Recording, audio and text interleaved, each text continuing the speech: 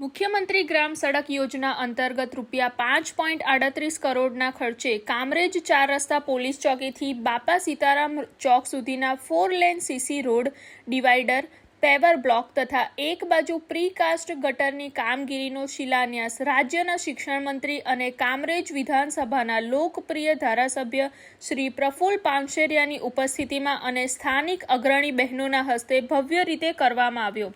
આ વિકાસ કામ માર્ગ અને મકાન વિભાગ સુરત દ્વારા હાથ ધરવામાં આવી રહ્યું છે, જેના થકી માત્ર વાહન વ્યવહાર સરળ નહીં બને પણ સમગ્ર વિસ્તારના સામાજિક અને આર્થિક વિકાસને નવો ઇમ્પેટસ મળશે। આ અવસરે શ્રી પાનસેરિયાએ શું કહ્યું, આવો જાણીએ।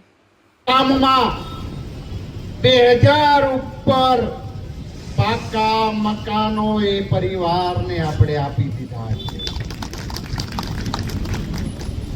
મને એ ગર્વ છે, આ લિસ્ટ છે।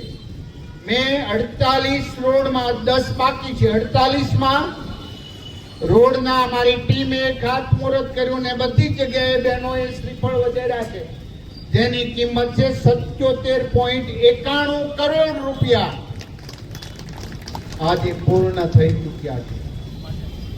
ખાતમુહૂર્ત કરવામાં એક રોડનો પ્રશ્ન હતો, એ ગેલ અંબે માવાળા રોડનો પ્રશ્ન હતો અને ત્યાં પણ હું 2 વાર આવ્યો હતો ને જે મિત્રો હતા, એક જમીનના એલાઇનમેન્ટ અને આપણા મંદિરના એક પ્રશ્ન બાબતનો હતો, એટલે અમને એ પણ શરૂ થઈ ગયો શરૂ એ પણ કામગીરી અમે એટલે 100% ખાતમુહૂર્ત કર્યું, 100% રોડોના કામ પૂર્ણ કર્યું।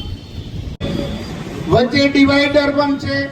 આ વચ્ચે ડિવાઈડરમાં વૃક્ષ અને લાઇટના પોલ એટલે સ્ટ્રીટ લાઇટ થશે અને જે પછીનો બાકીનો વિસ્તાર હશે, જ્યાં જ્યાં માટીવાળો ભાગ હશે ત્યાં સંપૂર્ણપણે આપણે પેવર બ્લોક નાખી આ રોડ સંપૂર્ણપણે સુરત શહેરનો હોય એની કરતા પણ સારો કરવાનો।